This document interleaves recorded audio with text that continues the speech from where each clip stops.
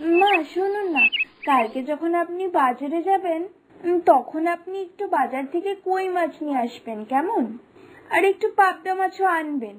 আর তার সাথে একটু কাঁচকলা, উচ্ছে, মিষ্টি আলু, সজনে ডাঁটা আর একটু বেগুন আনবেন।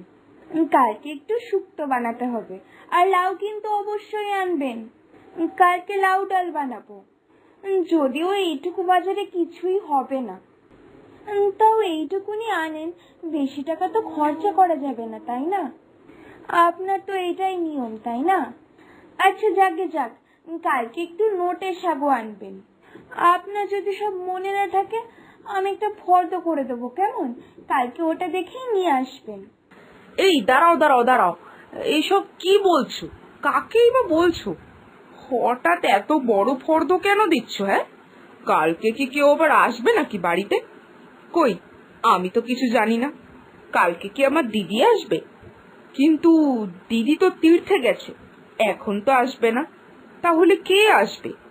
আমার দাদা বৌদিরা আসবে নাকি? তোমাকে কেউ খবর পাঠিয়েছে বৌমা? না মা, আপনার বাড়ির কেউ আসবে না কালকে, আর আমার বাড়িরও কেউ আসবে না।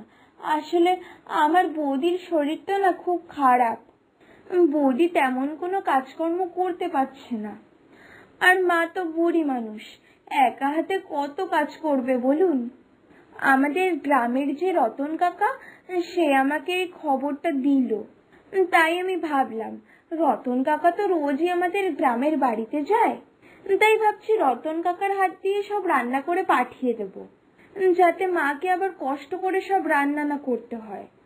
এবার আপনিই বলুন মা, এত দূরে খাবার পাঠাবো, কম কম পাঠালে কি আর হয়? কি বলছে বৌমা এসব? বৌমা নিজের বাপের বাড়িতে খাবার পাঠাবে বলে এত রান্না করবে? এত মাছ, এত সবজি! আদিক্ষেতা, দেখলে একেবারে গা জ্বলে যায়।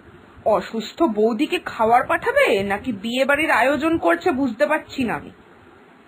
দাঁড়াও না, করাচ্ছি তোমাকে এত রান্না, দিচ্ছি তোমাকে খাবার পাঠাতে। কালকে দেখাবো তোমাকে মজা। কালকে তোমাকে আমি দেখাবো কত ধানে কত চাল। আমার ছেলে কষ্ট করে রোজগার করবে আর তুমি সেই টাকা বাপের বাড়ির পেছনে নষ্ট করবে, এইটা আমি কিছুতেই হতে দেব না। মা, চুপ করে কি ভাবছেন? আচ্ছা শুনুন না মা, কালকে আপনাকে রান্না করতে হবে না।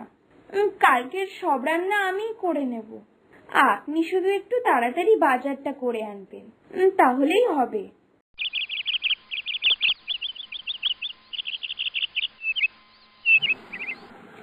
যাক বাবা, ভোর ভোর বেরিয়েছিলাম বলে ঝিলপাড়ে জেলেদেরকে পেয়ে গেলাম, আর সস্তায় বেশি করে চুনো মাছ কিনে নিয়েছি। এইবার বাড়ি যাওয়ার পথে পাট বাগান থেকে একটু পাট পাতা নিতে হবে, তারপর বিমলদের কলা বাগান থেকে একটা মোচা। ব্যাস, সস্তায় পুষ্টিকর রান্না করব আর বেয়াই বাড়িতে পাঠাবো। অসুস্থ বাড়িতে নাকি পাবদা মাছ পাঠাবে, বৌমার শখও বলিহারি, তার সাথে আবার জ্যান্ত কই মাছ। বৌমা আদেও জানে কই মাছ, পাবদা মাছের এসবের কত দাম? তার সাথে নাকি আবার শুক্তো, শাক এইসবও করবে বলেছিল। কত বড় ফর্দ, যত সব।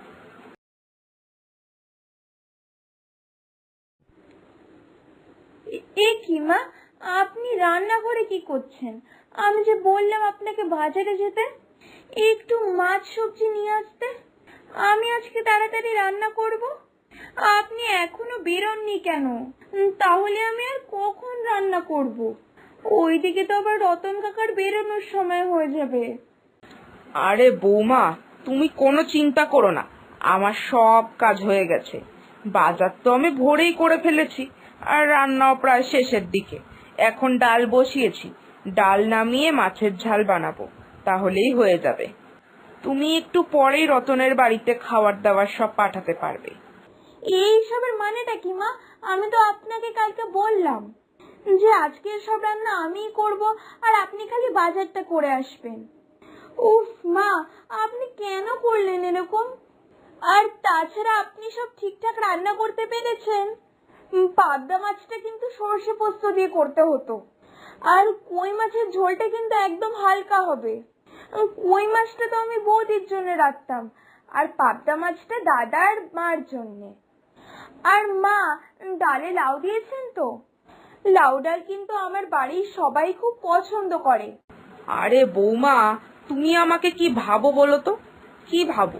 আমি কি তোমার বাড়ির কোনো খেয়াল রাখি না নাকি? হ্যাঁ, তোমার বৌদি অসুস্থ, তোমার মায়েরও তো বয়স হয়ে গেছে, তাই আমি একদম ভোরবেলা ঝিল পাড়ে গিয়ে জেলেদের থেকে একদম টাটকা টাটকা পুঁটি মাছ নিয়ে এসেছি।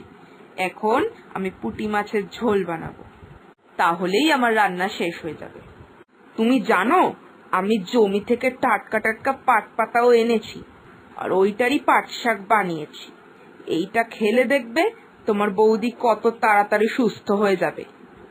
আর শুধুই কি তাই নাকি, আমি এর সাথে থোড়ের ছেচকি বানিয়েছি, তারপরে মোচার ঘন্ট বানিয়েছি।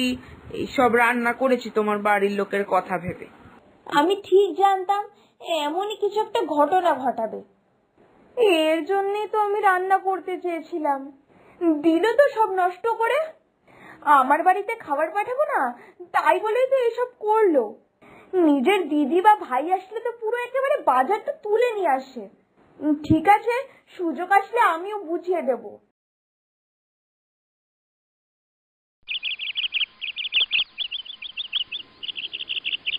কি ব্যাপার, আজকে তো আয়োজন কেন করছে? নিশ্চয়ই ওনার বাড়ি থেকে কেউ আসবে। আসাচ্ছি ওনার বাড়ির লোককে, আর গান্ডে পিন্ডে গেলাচ্ছিও। কি মা, আপনি আজকে এত কিছু রান্না করছেন যে? আজকে কেউ আসবে নাকি বাড়িতে? না গো বৌমা, আজ দিদি ওই বাড়িতে তীর্থ করে ফিরছে তো, তাই ভাবলাম একটু মাছ রান্না করে নিয়ে যাই। আমার হাতের পাবদা মাছ দিদি খুব পছন্দ করে তো, তাই আজ দুপুরে দিদি আমার হাতের পাবদা দিয়ে ভাত খাবে বলেছে। ও, তাহলে এই ব্যাপার। দিদির জন্য আজকে তাহলে রান্না করে নিয়ে যাওয়া হচ্ছে। খাওয়াচ্ছি পাবদা। আমার বাড়ির লোক খাবে বললে চুনো মাছ, আর ওনার বাড়ির লোক খাবে বললে পাবদা। শখ কত! আরে মা, এইসব আপনি কি করছেন? মাসিমণির জন্য মাছ রান্না করে নিয়ে যাচ্ছেন? এতে আপনার যে কি পাপ হবে আপনি নিজেও জানেন না। 1 মাস তীর্থ করে আসার পর প্রথম 3 দিন যে কিছুই খাওয়া যায় না, শুধু এক সিদ্ধ ভাত খেতে হয়। এটা আপনি জানেন না মা? ইস, কি যে সর্বনাশটাই না করছেন আপনি। ধুর, কি সব বাজে কথা বলো না তুমি বৌমা। এরকম কোনো নিয়ম আছে আমি জীবনে শুনিনি। ঠিক আছে, আপনার যখন মনে হচ্ছে যে আমি ভুল বলছি, তাহলে তো আর কিছু বলার নেই। যখন অমঙ্গল হবে তখন কিন্তু আপনি আমাকে বলতে পারবেন না। আমি আমাদের গ্রামে এমন একটা ঘটনা দেখেছি, তাই বললাম। না হলে আমার কি বলুন? ওই ঘটনার পর থেকে এক সাধু বাবার পরামর্শ অনুসারে আমরা সমস্ত গ্রামবাসীরা এটা পালন করতাম। যদি কেউ তীর্থ করে আসে, অন্তত 3 দিন তাকে সেদ্ধ ভাত খেতে হয়। যাক, আপনার যাই মনে হয় আপনি তাই করুন, আমার আর কিছু বলার নেই। বৌমা এসব কি বলছে? পরে যদি সত্যি দিদির বা আমার কারোর কোনো অমঙ্গল হয়, তখন আমি কি করব? না না বাবা, থাক, আজ বরং দিদির জন্য মাছ নেব না, এক সেদ্ধ ভাতই রান্না করে নিয়ে যাই। মাছ তো পরেও খাওয়াতে পারবো। না না, দিদি আসার আগে আমাকে ভাত নিয়ে দিদির বাড়িতে পৌঁছাতে হবে, না হলে বয়স্ক মানুষ এত দূর থেকে ফিরে আবার রান্না করতে বসে পড়বে।